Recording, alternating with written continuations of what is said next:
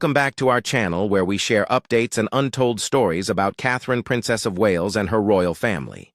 Today we bring you some news. Camilla shocked King Charles' hands. Duchess of Kent's final wish to Princess Catherine. An insider source claims that during the Duchess of Kent's funeral, King Charles bestowed to Catherine the authority of the Kents in accordance with her last wish. This astonished Queen Camilla. On the morning of September 16, 2025, a moment of personal sorrow and national importance transpired in the silence of Westminster Cathedral for the British royal family. The ceremony commemorating the death of Catherine, Duchess of Kent, who passed away on September 4th at the age of 92, was not just a conventional goodbye.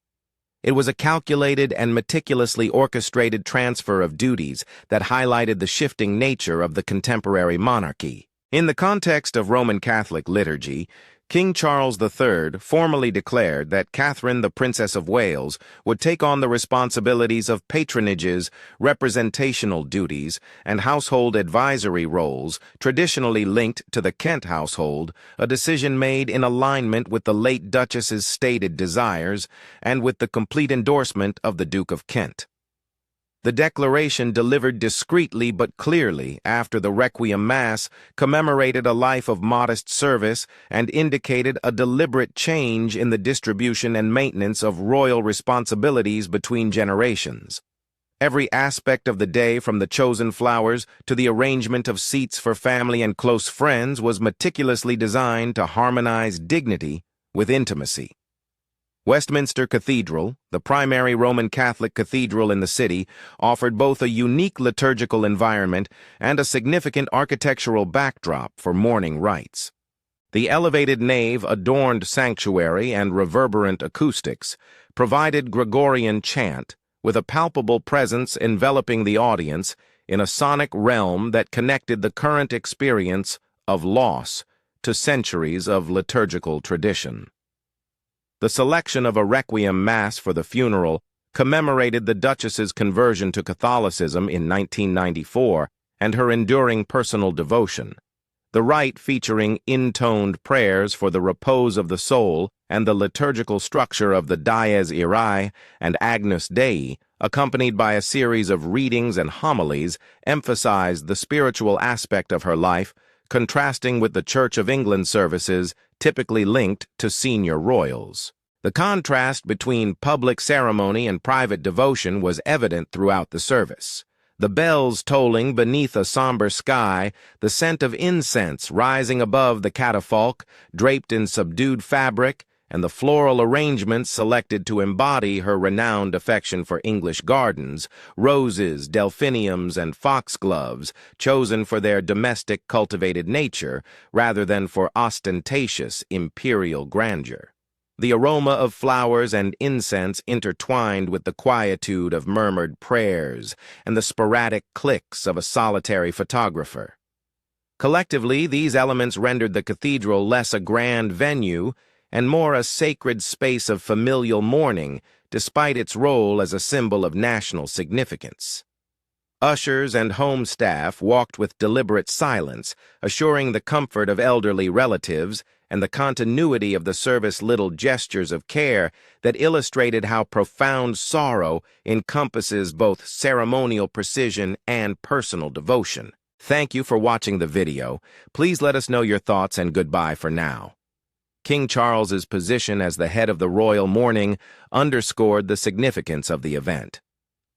Upon assuming his position among the family at the cathedral's forefront, his demeanor and stance conveyed the essence of a sovereign intent on merging personal reverence with institutional governance. The Prince and Princess of Wales sat directly behind him, their nearness signifying both family intimacy and the impending announcement of operational continuity. The guest list, restricted to around 500 intimate friends, family, and representatives of many organizations sponsored by the Duchess, imparted an intimacy to the ceremony that is atypical for royal funerals, while yet preserving the sovereign symbolism anticipated in such a service. The extended family included the Duke and Duchess of Gloucester, Prince Michael of Kent, and Lady Sarah Chatto individuals whose presence delineated the broader network of dynastic connections. The presence of Prince Andrew, Duke of York, and Sarah, Duchess of York, clearly indicated the family's desire to project togetherness. Their participation, despite the difficulties and tensions affecting the younger generation, was orchestrated as a symbol of solidarity and collective grief. The absence of Queen Camilla, officially ascribed to sinusitis and medical recommendations for rest before an upcoming state visit to Australia, disrupted the visual equilibrium of duties at the ceremony. Her absence, ostensibly due to a brief health precaution, allowed the Princess of Wales to occupy the area with poised importance. Observers said that the seating arrangement, camera angles, and subtle gestures of welcome and support among family members together conveyed the idea of a younger generation advancing to embrace responsibilities. In the choreography of grief, absence may be as significant as presence. The Queen Consort's medically mandated respite enabled the princess to assume a more prominent leadership position on a day when a transfer of responsibilities was imminent. Photographers and broadcasters were remunerated for capturing ephemeral but meaningful gestures, such as a touch on an arm or a whispered word that communicated mutual support and continuity without explicit declarations. The liturgical components of the Mass were selected to embody the Duchess's spiritual odyssey and charitable inclinations, with each musical and textual choice possessing a deliberate significance. Gregorian chant offered an archaic, meditative context for the prayers and readings, while compositions of the Requiem by classical composers were integrated to provide both gravity and melodic depth to the ritual. The positioning of the catafalque in the nave underscored the significance of recollection, allowing attendees to see the coffin as the focal point of collective prayer. During the festivities, a statement from Pope Leo XIV was delivered, praising the decades of humanitarian endeavors undertaken by the Duchess and commending her efforts to promote interfaith understanding, a recurring topic throughout her public life. The eulogy, spoken by a former top UNICEF official who collaborated with the Duchess on field trips, emphasized her inclination for discreet action. Rather than public recognition, she was remembered not as a person prone to ostentation, but as an individual whose compassion was a continual practical engagement. Speakers from the realms of music education and veterans care delivered succinct tributes that together formed a picture of a lady whose principles manifested via diligent effort rather than sensational declarations. To comprehend the significance of the day's occurrences, one must examine the intricacies of Catherine's life more thoroughly. Catherine Lucy Mary Worsley was born on February 22, 1933, at Hovingham Hall in Yorkshire, originating from a lineage of landed gentry characterized by county affiliations, property management, and a profound connection to local community life. The Worsley family maintained enduring connections to the county and rural leadership. Her father, Sir William Worsley, 4th Baronet, represented a lineage that epitomized the essence of English country life.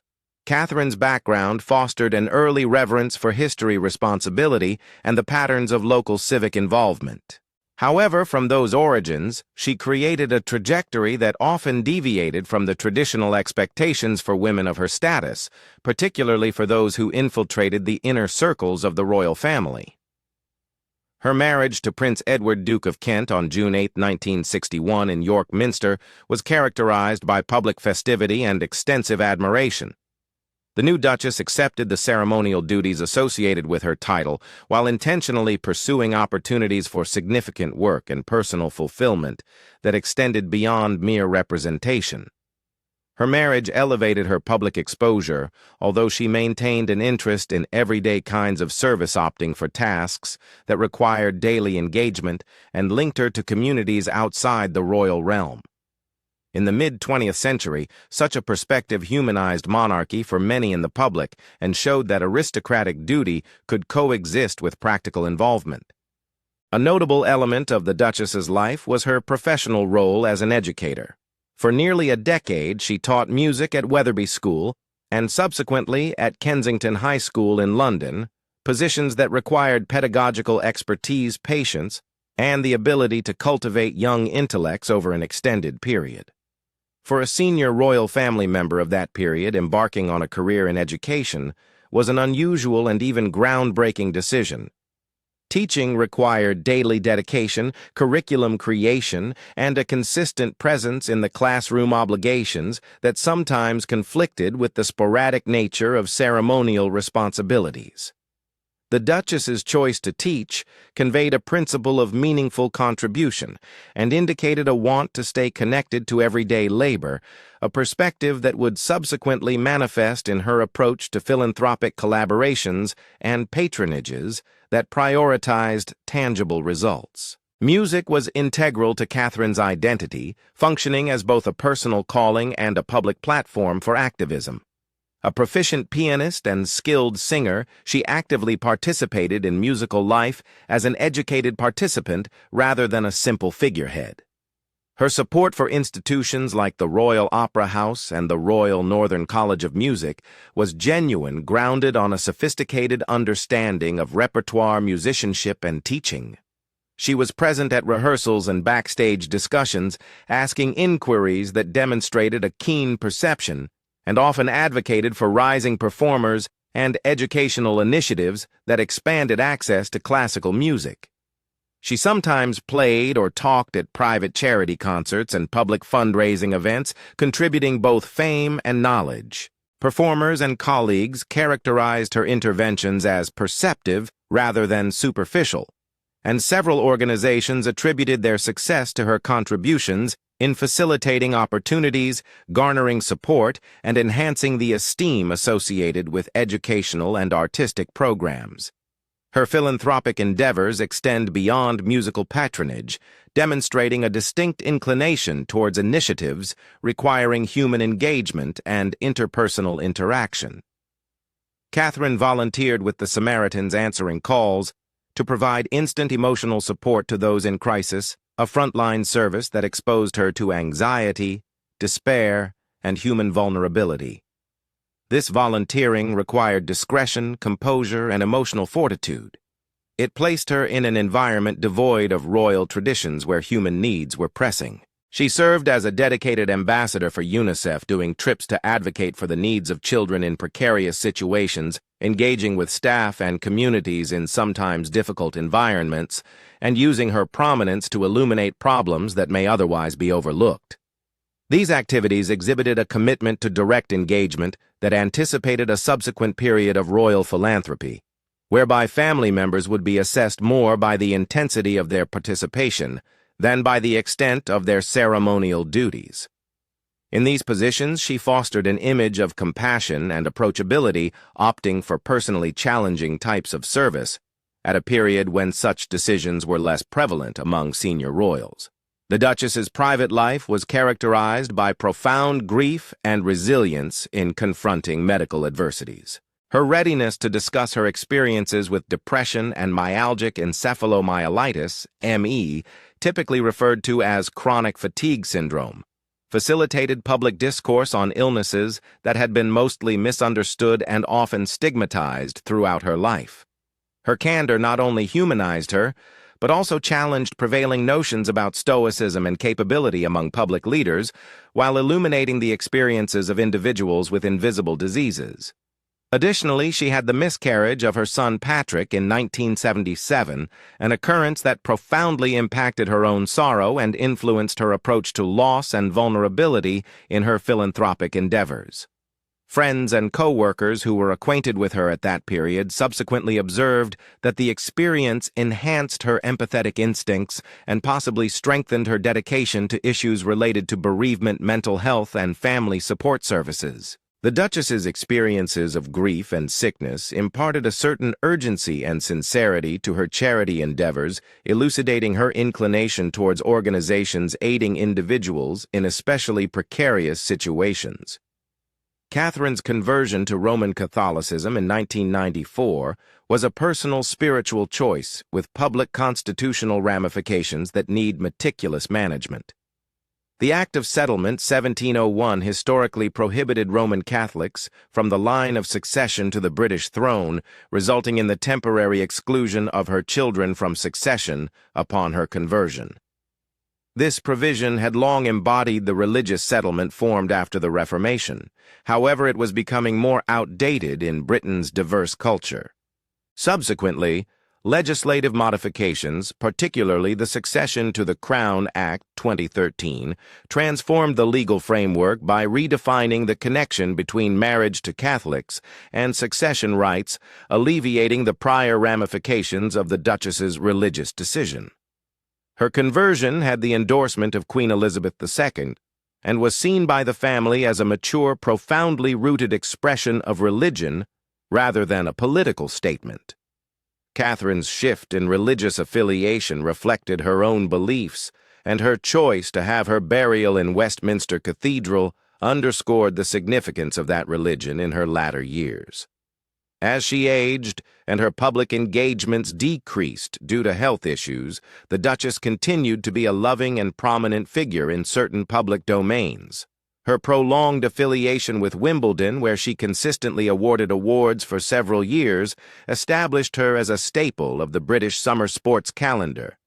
The ceremony of standing on the green distributing silver and silver-gilt awards and delivering succinct congratulations, remarks to winners and competitors enabled her to combine ceremonial obligation with a genuine passion for sport. Observers often remarked on the cordial relationship between the Duchess and the Princess of Wales at these events, characterized by an empathetic bond founded on shared principles of service and a reciprocal respect for public responsibility tempered by personal humility. In her dying months, the Duchess conveyed her respect for the princess and indicated a desire for someone with her temperament and abilities to assist in continuing the work she and her husband had pursued for decades, as recounted by palace insiders. The Duke of Kent Prince Edward offered a complimentary and calming influence in the Duchess's life and inside their home. Born in 1935, his extensive tenure in public service has been marked by restraint, unwavering resolve, and a steadfast commitment to institutional responsibilities. His first training in the military shaped both his character and his methodology in public affairs. Upon finishing his training at the Royal Military Academy Sandhurst, he served for more than 20 years in the British Army, including tenure with the Royal Scots Greys, with deployments spanning from Cyprus during the EOK insurrection to missions in Hong Kong and Germany.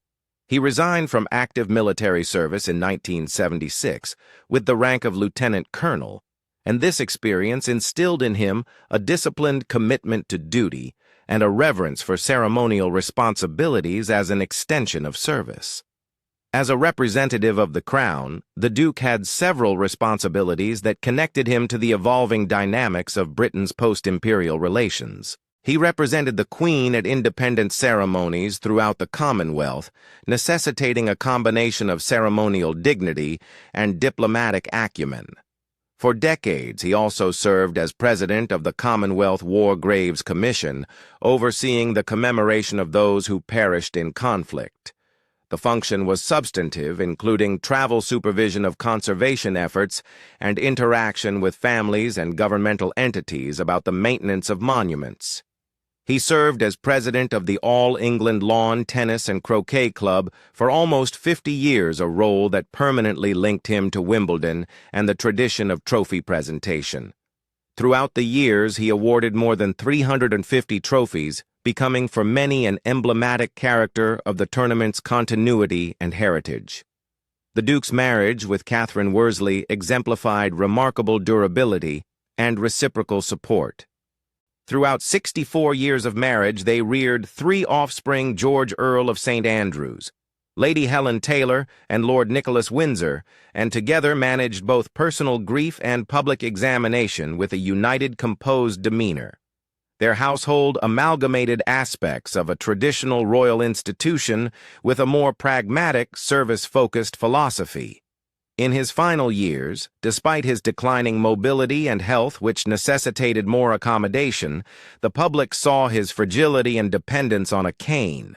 During recent appearances, he remained resolute in fulfilling the obligations of his title and position. He persisted in attending commemorations and engaging in the administration of charities, whenever feasible, a pattern that highlighted the couple's dedication to a long-term commitment to duty. In this context, the latter weeks and months of the Duchess's life included pragmatic discussions on the sustainability of their humanitarian and representative endeavors for future generations.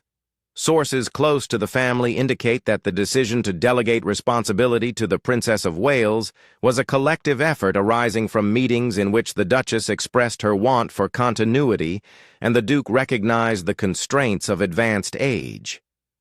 The discussions featured consultants, long-standing domestic staff, and officials from the charity, emphasizing that human connections and institutional memory were as important as formal titles.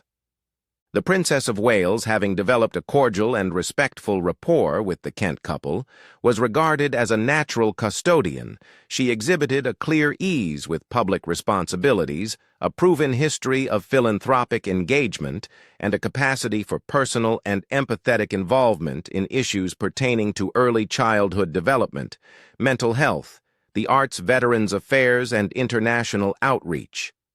The couple's joint presence with the princess at the 2025 VE Day celebration, during which the princess was seen warmly welcoming the Duke, was referenced by acquaintances as a demonstration of their connection and a mutual acknowledgement of shared objectives across generations. The delegation of responsibilities stated during the Requiem Mass was both explicit in its practical purpose and significant in its symbolism. In a private time after the public ceremony, when the family convened away from the media and the gathered audience, the king stood to speak to those closest to the Duchess's life.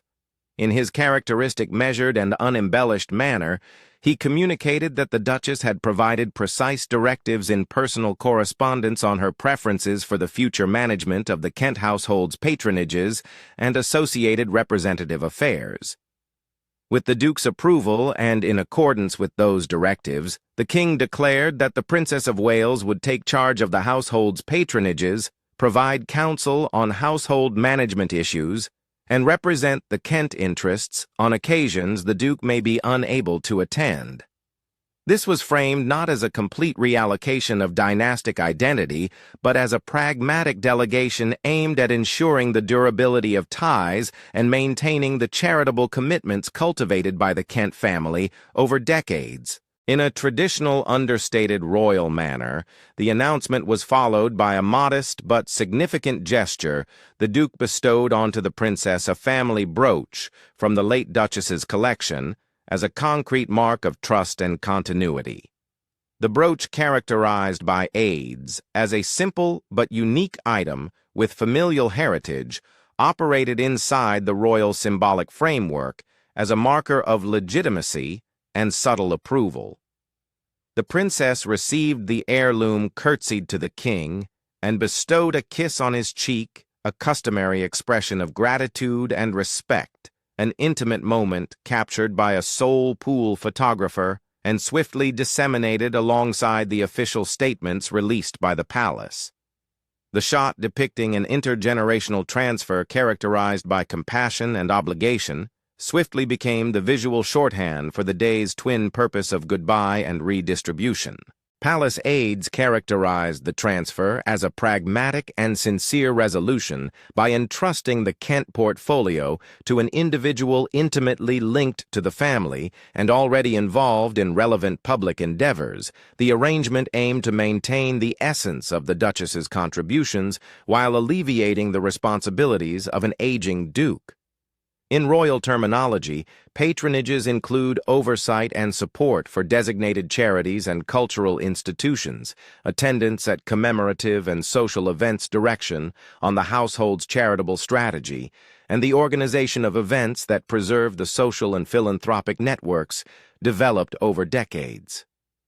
Although not a singular legal transfer of title or estate, the transfer signified an operational delegation of responsibilities and an endorsement by the sovereign that had institutional significance within the monarchy's structures and among the connected charities. The Princess of Wales had a significant and measured role throughout the Mass. Situated in the front of the church beside her husband, she performed duties that harmonized personal sorrow with civic obligation. She participated in the ceremonial procession and presented a reading from the first epistle to the Corinthians, a chapter often referenced for its reflections on the eternal essence of love. Her selection of text was seen by onlookers as a meticulously thought-out homage, harmonizing theological study with the lived experience of a marriage that had persevered through decades of public duty and private fortitude. During the ceremony, she exhibited the composed demeanor anticipated of an individual undertaking significant responsibilities. She provided comfort to younger relatives, interacted with mourners with subdued empathy, and embraced the day's rituals with a palpable reverence that was both personal and institutional. This episode is a segment of a larger story on the princess's changing role within the royal family. In recent years, she has taken on a more prominent and operational role, extending beyond traditional representational responsibilities to encompass ongoing engagement in initiatives like early childhood development and mental health domains that align closely with the Kent household's long-standing commitment to welfare and advocacy. Her resumption of public duties after health challenges in 2024 has been perceived by royal observers as a testament to her resilience and renewed dedication. The funeral and the subsequent delegation of responsibilities served as a public affirmation of her capability to oversee a complex and historically significant portfolio. Colleagues at charities funded by the princess commended her for a balanced energy and eagerness to merge exposure with meaningful action and to engage with programmatic specifics rather than only offering performative backing. The transfer's larger consequences are many.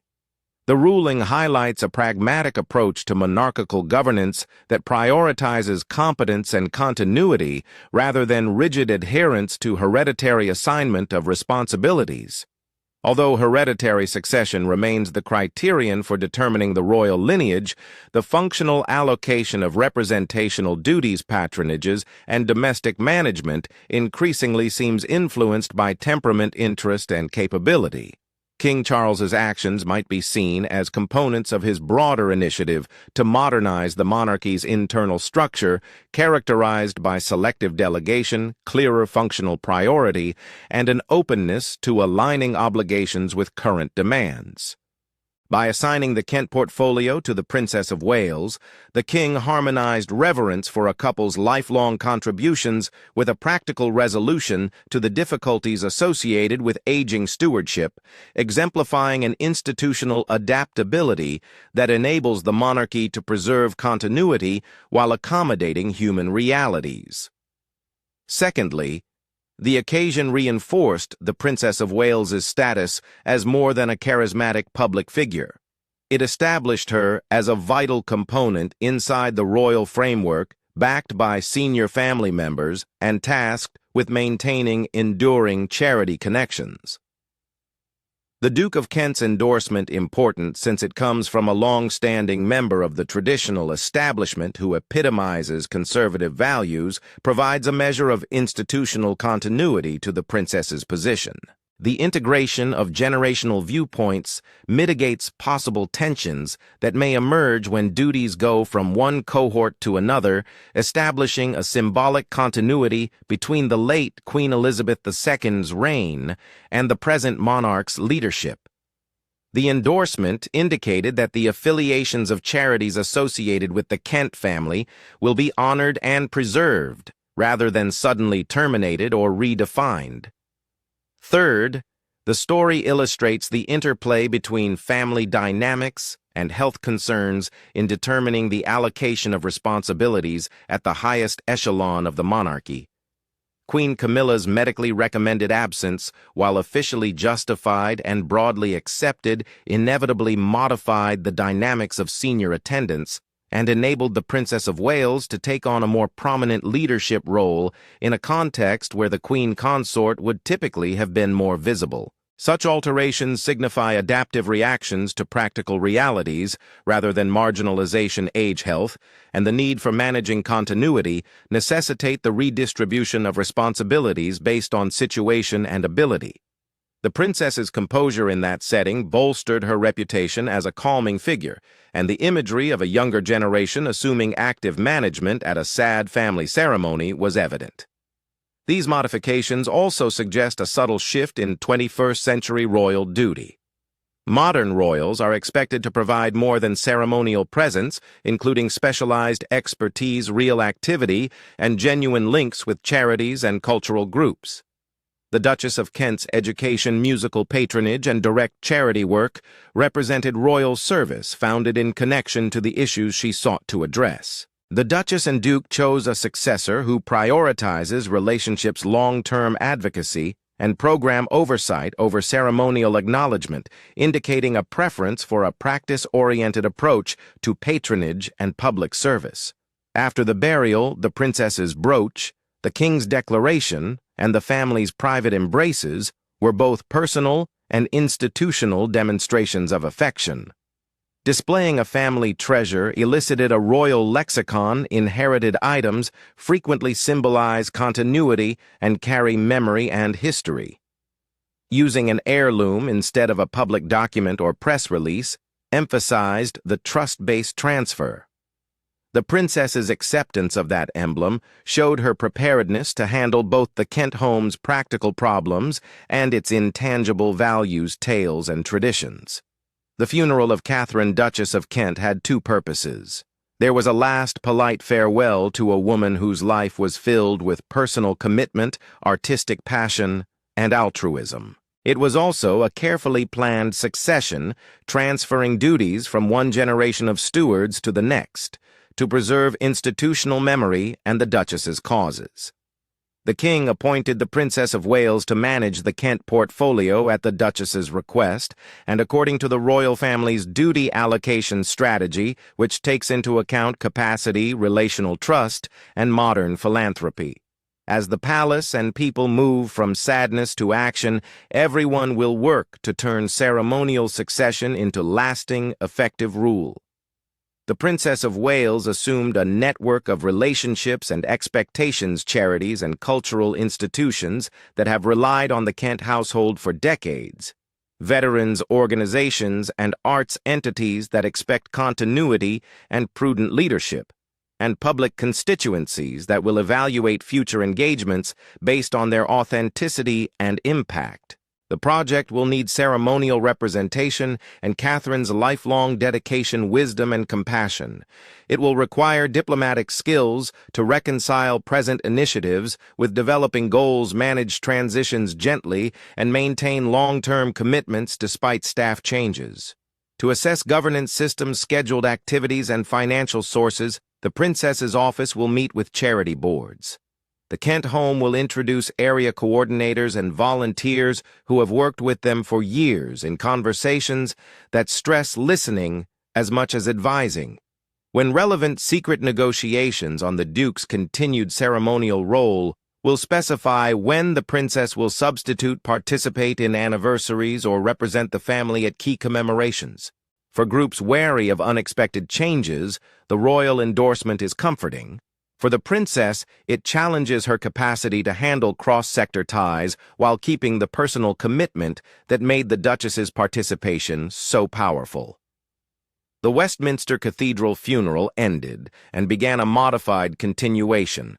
The Duchess's final wishes were realized in a pragmatic reallocation of duties, a family-maintained tradition while adapting to age and health, and a monarchy once again demonstrated its ability to transform, emphasizing stewardship, relational trust, and public service. The Princess of Wales assumes her new role as the custodian of a specific lineage of philanthropy with the sovereign's approval, a senior family statesman's endorsement, and the legacy of a duchess whose modest service set a standard for future generations. Institutions grow via personal commitment and the purposeful transfer of duty between generations, ensuring the continuation of a lifetime's effort in essence, if not in detail. Long-term effects will gradually appear. If the princess follows Catherine's complete practical approach, charities will benefit from high exposure and deep strategic participation. If she chooses to emphasize extended publicity or include Kent patronages in more events, this will affect these organizations' operations and the public's impression of continuity. The symbolic clarity of the handover held during a Roman Catholic requiem and completed with a personal gesture allowed the monarchy to face the complicated realities of normal leadership transition without weakening its institutions. It showed that modern royal succession typically involves careful manipulation of relationships, reputations, and institutional memory in addition to names and titles. The burial and transfer showed that public service requires trust, a dedication to strive for greater good, and subtle traditions that older generations pass on. Catherine, Duchess of Kent, left a legacy of empathy, competency, innovation, meticulousness, civic obligation, and humility. She and her husband gave that pattern to the Princess of Wales to ensure that it would be changed and continued by competent people with the same spirit of modest, persistent dedication. The cathedral was renovated that morning based on the idea that personal relationships and committed commitments are as important as formal institutions in sustaining public obligations. Thank you for watching the video. Please let us know your thoughts, and goodbye for now.